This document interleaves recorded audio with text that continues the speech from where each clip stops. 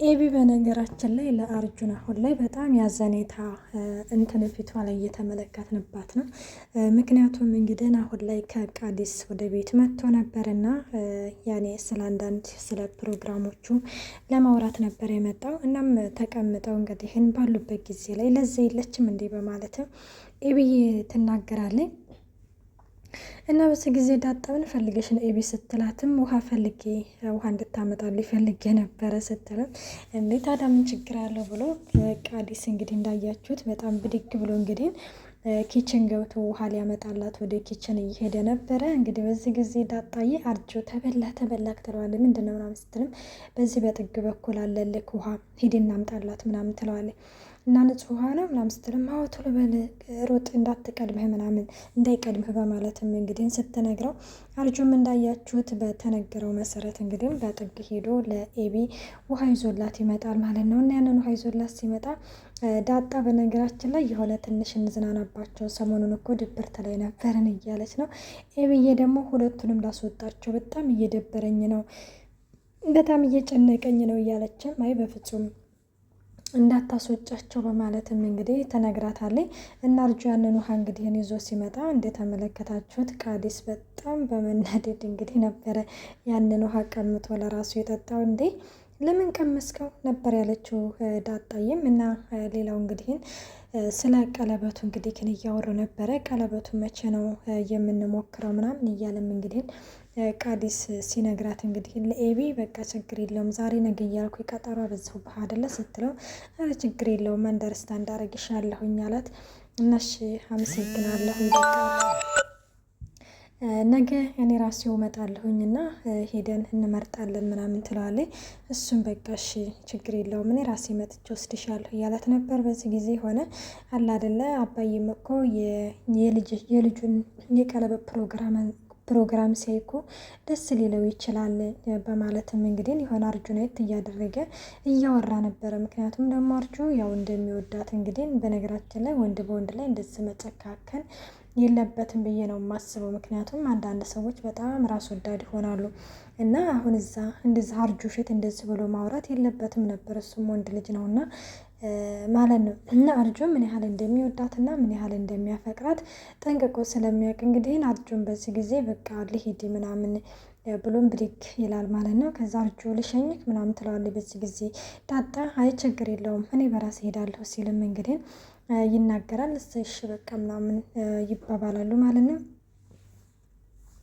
እና ኤቢዬ በቃ ትጨነቂ ሲልም እንግዲህ አሁን ላይ አርጁ እንዳያችሁት እወድሻለሁ እኔ ካላንቺ መኖር አልችልም ክሪሽና ምናምን የሚለውን ያንን ነገር በቃ እርግፍ አድርጎ ትቷል። የሆነ ስሬስ ነው የሆነው እንዳያችሁት።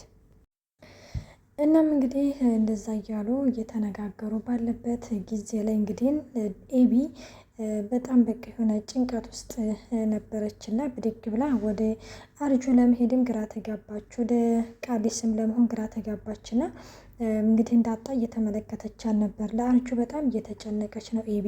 ግን ደግሞ በምንድን ምክንያት እንደምትጨነቅ ለምን እንደምትጨነቅ ደግሞ ምንም የምታውቀው ነገር የለም ስትልም እንግዲህ የሆነ በራሷ እየተናገረች ነበረ። በዚህ ጊዜ ኤቢም እንዳያችሁት ተነስታ ወደ ክፍሏ ትሄዳለች። እና ቃዲስም በቃ ኤቢ ተጨናንቃለች በአባቷ ህመም መሰለኝ በቤተሰቦቿ ምክንያት መሰለኝ ሲልም እንግዲህ ቃዲስም ሲነግራት ለዳጣ ወደ እንደዛ ሊሆን ይችላል ስትልም ይሆናል አይደል ከርሌስ ሆና ነበረ የመለሰችላት። በቃ እንደዛ ከሆነ እኔም ልሂድ ምናምን ይላል። ልሸኝ እንዴ ምናምን ስትለውም እሺ ደስ ይለኛል ምናምን ስትል እንግዲህ አይ በቃ ማለት እዚህ ከሚሸኝህ ግን ለምንድን ሌላ ቦታ ምን መገናኘት ፈልገሽ ነው ሲል አይ ያኔ አለ አይደለ ምናምን ትለዋለች ማለት ነው። እንግዲህ እንዳጣይ ፈትናለሁ ተብላ እንግዲህ ያው እንዳያችሁት በስተመጨረሻ ራሷን ያጋፈጣት እና ብቻ በጣም ከባድ ነው። አንዳንድ ሰዎች ይሆናል አይደለ ከሁኔታቸው አንጻር ትመለከቱና ልክ ራሳቸውን ጥፋት በሌላ ሰው እንትን ብለው ያንን ሰው ለማጋፈጥ ይሞክራሉና እንግዲህ በነገራችን ላይ ቃዲስ እንደው መጨረሻ ላይ እንግዲህ እንዳያችሁት ለኤቢ እየነገራት ነበረ።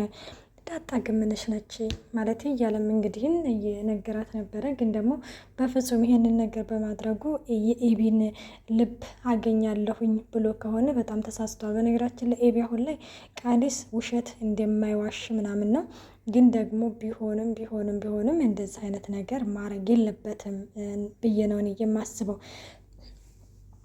ሰላም ጤና ይስጥልኝ ውድና የተከበራችሁ የቻናል ቤተሰብ እንዴት ናችሁ? ደህና ናችሁ? ያለው እግዚአብሔር ይመስገን። እንኳን በሰላም መጣችሁ ወደዚህ ቻናል። ለዚህ ቻናል አዲስ የሆናችሁ ሰብስክራይብ በማድረግ ቤተሰብ ሆኖ እንዲሁም ነበሩ ስለምታበረታቱኝ እጅግ አድርጌ አመሰግናለሁ። ተወዳጅና ልብ አንጠልጣይ የሆነውን ዳጣ ድራማ ይዘንላችሁ ቀርበናል። ሌላው እንግዲህ እንዳያችሁት ማርታና አቶ ደረጀ እንግዲህ እያወሩ ነበረ። ማርታ አሁን ላይ በቃ ትዳራችን እንዳይሆን ሆኖ ፈርሷል እያለችም እንግዲህ እየነገረችው ነበረ። ማርታዬ እንግዲህ ይቅርታ ታደርግለት ነው የምለው። እንግዲህ እንዳያችሁት ማለት ነው። ማርታ ለምንድን ነው እዚህ የተኛው መኝታ ክፍሉ አስጠልቶ ነው እያለችም እንግዲህ እያወራችሁ ነበረ። ደረጀ ደግሞ አሁን ላይ ማውራት እንደማይችል ያው ታውቃላችሁና ዝም ብሎ ማዳመጥ ብቻ ነው።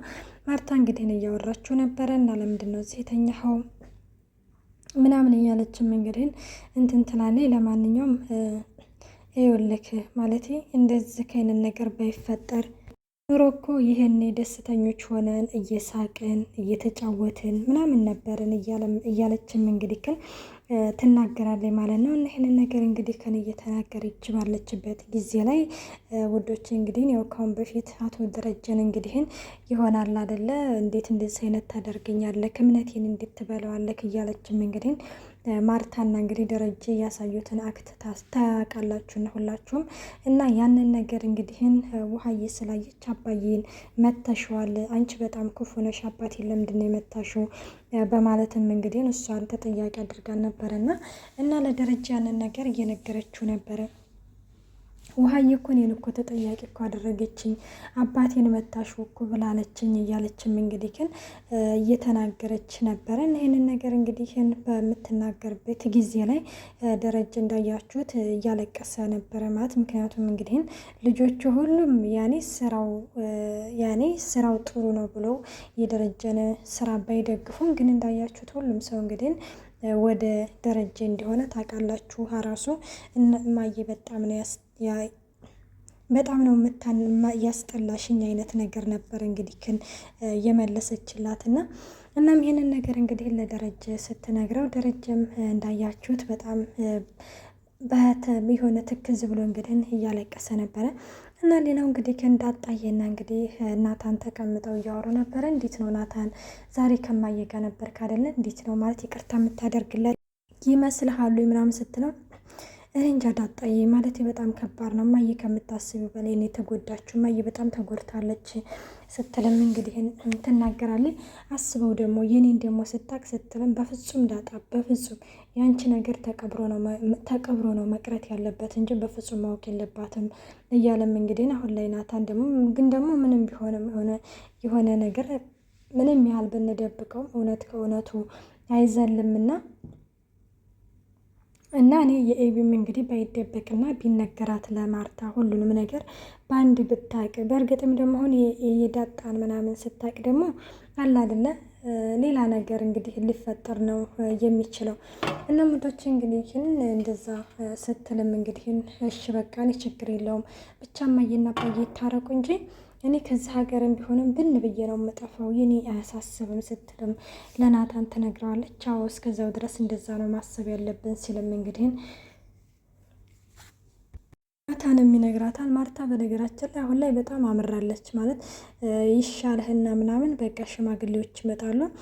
ሽማግሌዎች በወጉ በማረጉ እንግዲህ ንብረታችንን እንከፋፈላለን፣ ሲቀጥል ደግሞ ለሰላም ልጅ ማሳደጊያ ምናምን አስብበት ብላም እንግዲህ ማርታ እንግዲህ እየነገረች ነበረ። ሌላው እንግዲህ ኤቢ ነች።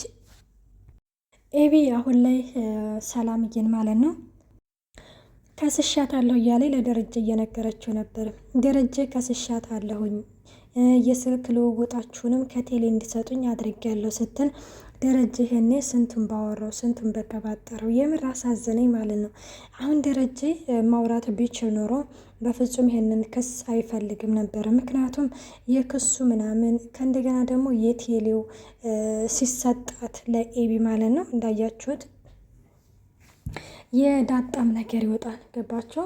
ስለዚህ ከአሁን ደረጀ ማውራት ቢችል ኖሮ ኤቢዬ ማለት ነው ሰላምን ከስሻታለሁ፣ እኛን ተበሰከርክበት አስገድዳ ደፍረሃለች፣ ገንዘብም እንዳታገኝ ነው ማድርጋት እያለችም እንግዲህ ግን ስትነግረው ነበረ። እና ምንም ነገር እንዳታስብ እኔ ልጅ አለሁልህ፣ እኔ የማን ልጅ እንደሆንኩኝ ያሳያታለሁ እያለችም እንግዲህ ግን እየተናገረ ነበር። ኤቢ በነገራችን ላይ ወደ ሰላም ጋር ሄዳ ነበረ ካሁን በፊት ልጁን ይኸውልሽ ለአባዬ ትሰጫዋለሽ፣ ልጁን አባዬ ያሳድገዋል፣ አንቺ ግን በፍጹም ምንም ነገር አታገኝም እያለችም እንግዲህ ያው ዛቻ ዝታ ነበረ። እንግዲህ ክስም ከስሻለሁ ስትልም ይህንን ነገር ለአባትሽ ብትተይው ይሻልሻል ነበር ያለቻ ማለት ነው።